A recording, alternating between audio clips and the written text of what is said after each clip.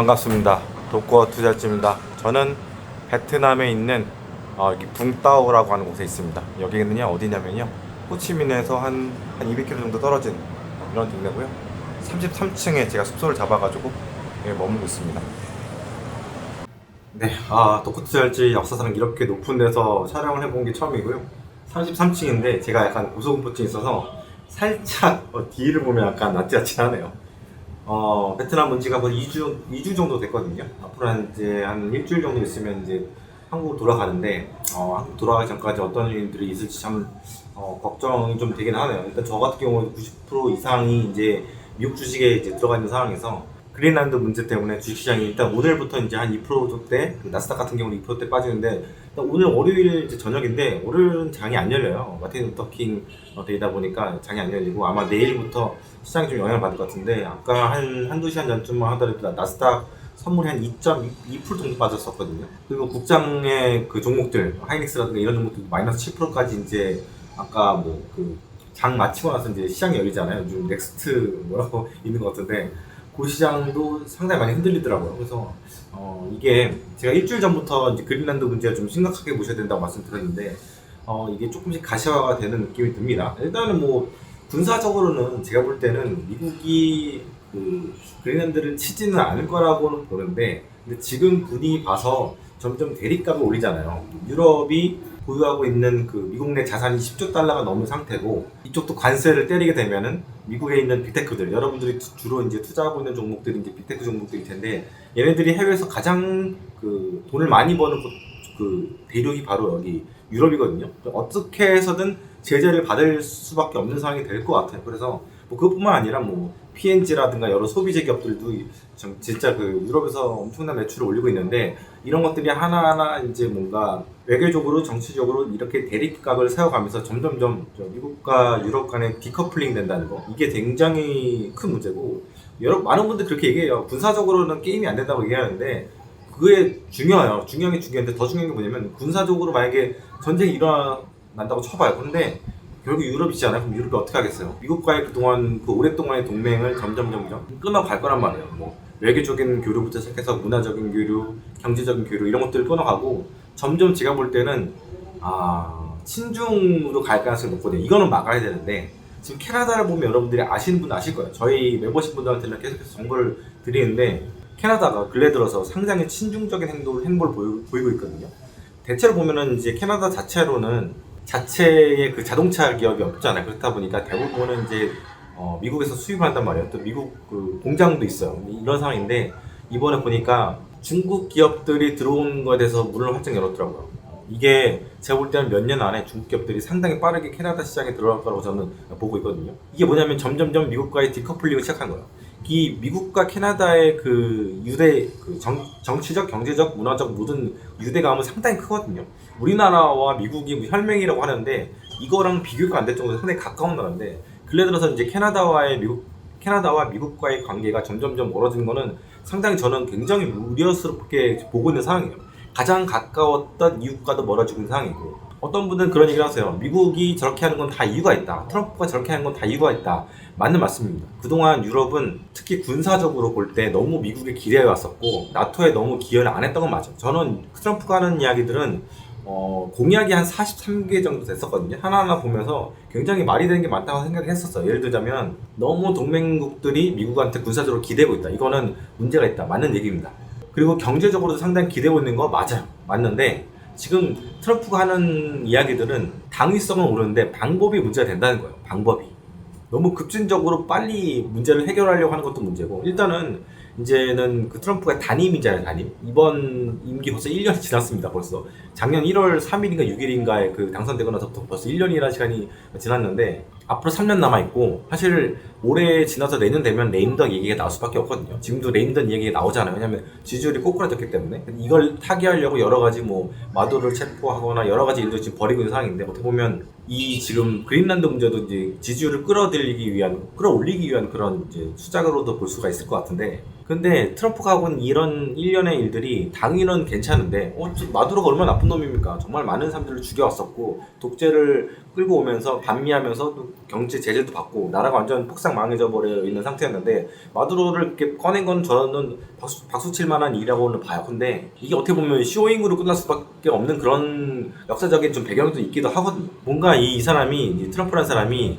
약간 쇼 출신이잖아요. 쇼를 상당히 중요시 생각하는 사람이고, 쇼 형식으로 뭔가 즉흥적으로 이렇게 하는 사람, You're fired 이렇게 하잖아요. 그런 스타일이다 보니까 이 국정을 운영하는 그 스타일도 상당히 그런 스타일로 가는 게 좀 많은 것 같아요. 물론 오랫동안 생각해왔던 것들을 착착 옮겨가는 것, 실행으로 옮겨가는 그런 추진력도 저는 대단하다고 보지만 그 외의 것들은 상당히 즉흥적으로 가는 게 좀 많은 것 같고, 아무튼 간에 이 그린란드 문제 같은 경우에도 지금 저번 영상에서 제가 말씀드렸던 게, 만약에 군사적으로 치게 되면은 마이너스 20%, 나스닥이 마이너스 20% 정도는 충분히 빠질 수 있는 그런 문제다. 어쨌든 대립 가격을 세우게 되면은 중간에 등 터지는 애들은 기업들, 경제적인 그런 교류들 이런 것들이거든요. 지금 당장 워낙 미국의 그 문화라든가 IT라든가 여러 가지 이제 군사력이라든가 이런 것들에 중독되어 있는 유럽이기 때문에 당장 모든 걸 딱 커트할 수는 없긴 하겠지만 점점 이게 디커플링이 심해지게 된다면 이거 문제가 많은 거고, 제가 볼 땐 이렇게 되면 결국에는 유럽 대륙은 친중으로 갈 가능성이 상당히 많다. 왜냐면 얘네들은 결국엔 수출을 해서 먹고 살아야 되는 그런 운명인데, 미국이 막혀버리게 되면 어떻게 합니까? 중국으로 들어갈 수밖에 없는 상황이고, 근데 중국 들어가는 게 쉽지가 않잖아요. 포르쉐 같은 기업들 요즘 벤츠도 마찬가지고 장난 아니잖아요. 그럼 결국에는 이 유럽이라는 시장도 중국한테 먹혀버릴 수밖에 없는 그런 상황. 이거를 어떻게 보면 트럼프가 지금 부추기고 있는 상황이다. 왜냐하면 국익을 위해서, 미국 자국의 국익만을 위해서 지금 이런 유럽을 약간 봉변에 빠뜨리고 있는 그런 상황이 됐다. 사실 지금 독일도 그 그린란드에다가 군대를 보냈다가 다시 바로 이제 철군하는 거 보고 여행 갔다가 온 거라고, 뭐 트랜스퍼 했다고 막 이런 얘기를 하는 사람들도 있는데, 유럽이 요즘 하고 있는 행동들을 보면은 상당히 오합지졸이긴 한데, 유럽의 분열이 미국한테도 별로 좋은 게 아닙니다. 그리고 우리한테도 딱 좋은 건 아니거든요. 아무튼간에 저는 유럽이 미국 내 갖고 있는 그 자산이 10조 달러 정도 되는데, 뭐 민간 부문에 그런 자산들이 많은데, 한편으로 볼 때는 전 세계에서 가장 큰 국부펀드 10개 중에서 과반이 아마 유럽 걸 거예요. 얘네들부터 미국 국채를 팔고 국무로 가는 작업들을 시작을 하게 될 것 같고, 지금 아마 시작이 되고 있다는 얘기, 작년에 노르웨이 펀드, 국부펀드 얘기 나왔었거든요. 그런 일들이 지금 진행이 되고 있을 것 같고, 지금 금 가격이 4,700불까지 이렇게 올라가는 데 있어서 가장 큰 역할은 중국입니다. 중국이 미국 국채를 엄청나게 많이 빠른 속도로 팔고 있거든요.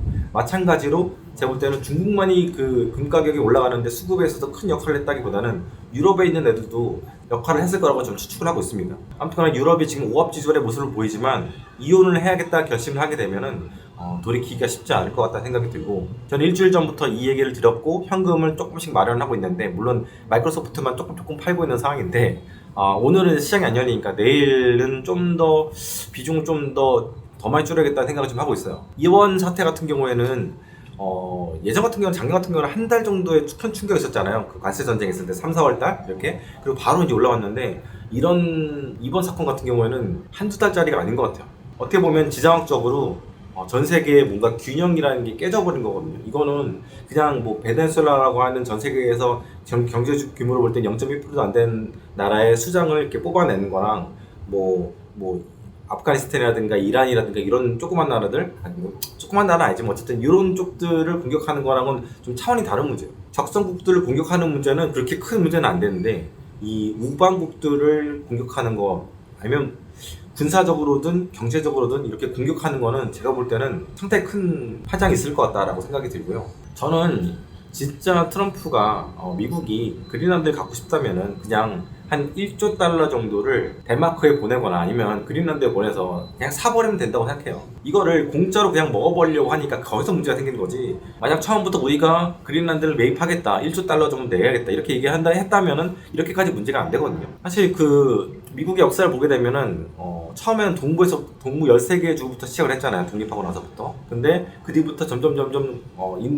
그 인디안들의 땅을 공격하면서 이제 잔혹하게 사륙을 하면서 이제 땅을 점령해 나갔는데, 원래 뭐 잘 아시겠지만 캘리포니아라든가 뉴멕시코주, 뭐 텍사스, 아리조나 여기 다 멕시코 땅이었거든요. 근데 요거를 다 공격을 했어요. 공격을 하고 정복을 하고 이렇게 하면서 이제 다 따먹은 거예요. 원래는 그 멕시코 시티까지도 함락을 했었는데 거기까지는 더 내려가지 않고, 왜냐면 거기까지는 우리가 커버하기 힘들 것 같다. 왜냐면 엄청난 사막들이 그 소노라 사막 같이 제가 태어나서 그렇게까지 더운 사막을 가본 적이 없는 것 같은데 한 50도가 넘었었거든요. 거기까지는 미국이 가져갈 생각을 못 하는 거예요. 거기 관리가 안 될 것 같다는 생각이 들어가지고 결국에는 이제 텍사스, 아리조나 뭐 이쪽까지 이제 차지하고 그 아래는 그냥 그 멕시코한테 줘버린 건데, 그러면서 이제 돈을 조금씩 주면서 우리가 샀다. 그러니까 약간 이렇게 물타기를 하긴 했죠. 샀다라고 얘기하는데 실제로는 이제 점령을 한 거죠. 먹고 떨어져라 이렇게 얘기한 건데, 지금 그린란드 같은 경우는 어떻게 할지 저도 잘 모르겠고 지금 트럼프가 워낙 강력하게 지금 밀고 가고 있는데, 될 때까지 한다. 될 때까지 우리는 이 땅을 차지하기 위해서 또 수단과 방법을 가리지 않겠다 얘기를 하고 있고, 이번에 뭐 21일인가요? 26일이죠. 다보스 포럼 때 이제 트럼프 간다고 하는데 그때 어떤 일들이 일어날지 모르겠어요. 대체로 보게 되면은 트럼프가 어떤 정상들하고 만나가지고 어떤 좋은 결과를 이뤄냈던 적은 없어요. 보면은 뭐 전쟁을 종식시킨다고 해가지고 뭐 태국이라든가 뭐 가자지구라든가 뭐 러시아 쪽 이쪽 푸틴 이쪽하고 뭐 얘기를 해도 외교적으로 얻어낸 게 하나도 없거든요. 전쟁은 계속 지속이 되고 그런 상황이고. 그래서 제 생각에는 다보스 포럼에 대해서 그렇게 큰 기대는 안 하고 있는데, 아무튼 불안한 시장 분위기는 그때까지는 좀 지속이 될 것 같습니다. 그래서 이 12월 달에 저도 현금을 좀 만들까 말까 막 고민했었는데 그때 좀 빨리 만들었으면 어땠을까라는 생각이 드는데, 일단 1월 달 들어서 미국 주식 증시가 한 1.5% 정도 올라왔거든요. 근데 그거를 오늘 하루 만에 다 까먹고 있는 그런 상황이에요. 이게 사실은 9월 달, 10월 달, 11월 달 계속해서 한 달에 한 4, 5% 정도의 지수 조정이 있었어요. 나스닥 기준 볼 때. 이게 제가 볼 때는 찻잔수가 높음이었는데, 이번 사태 같은 경우에는 정말 악화가 된다고 하면 이게 더 빠질 수 있습니다. 왜냐하면 미국에다가 가장 많이 투자한 주체는 유럽이고, 유럽이 미국을 더 이상 믿지 못하겠다라고 한다고 하면은 돈을 회수할 가능성이 상당히 높기 때문에 이 문제는 상당히 심각하게 봐야 될 문제라고 저는 보고 있고요. 변화하는 세계입니다. 정말 저번 영상에서 이야기를 드렸지만 패권이 전환이 되고 있는 그런 상황이에요. 패권이 미국이라는 나라에서 중국으로 넘어가고 있는, 이 넘어가는 과도기는 막 100년이 걸릴 수도 있고 100 몇십 년이 걸릴 수도 있는 거거든요. 피크가 30년 동안인데 30년 동안은 피 터지게 싸우고 전쟁도 하고 막 이렇게 역사적으로는 이제 레이다리오 책에도 나오고 막 그러잖아요. 잘 모르신 분들은 제미나이 같은데 물어보시면 아마 그 패권 전쟁 같은 것도 이런 것들 쫙 나올 텐데, 이런 상황에서 여러분들 자산을 참 잘 지키시기 바랍니다. 저도 미국 편에 서 있어요. 제 전 재산은 다 미국에 있고 중국에도 투자 안 하고 있고 한국에도 투자 안 하고 있는데, 미국이 저런 모습을 보이게 되면 저도 미국에다 이렇게 100% 이 나라를 신뢰하면서 저렇게 투자할 수 있을까 이런 생각도 사실 좀 들긴 하거든요. 그렇다고 유럽에 투자할 수 있는 것도 아니고 뭐 중국에다가 투자할 수 있는 것도 아닌데, 요즘도 국장 올라간 거 보면 이머징 쪽에도 좀 섞어야 되는 거 아닌가 이런 생각도 사실 좀 들고, 그러니까 포모 아닌가 싶긴 한데, 어쨌든 뭐 사실 그러기엔 쉽지 않을 것 같아요. 오랫동안 저도 2017년부터 미국 시장에 투자를 하면서 거의 이제 올해로 10주년이 됐는데 지금처럼 미국이 못 미되었던 적은 사실 없는 것 같습니다. 아무튼 오늘은 약간 스파성으로 이렇게 인사드렸고요. 저는 멤버십 단톡방 운영하고 있거든요. 아래 보시면 가입 버튼을 누르시고 위쪽에 이제 커뮤니티 탭으로 들어가시게 되면은 단톡방 주소 나옵니다. 단톡방 주소 오셔가지고 같이 어떻게 하면 이 시장을 이겨낼 수 있을지 같이 고민하는 그런 자리를 마련했으니까 오시면 좋을 것 같습니다. 네, 감사합니다.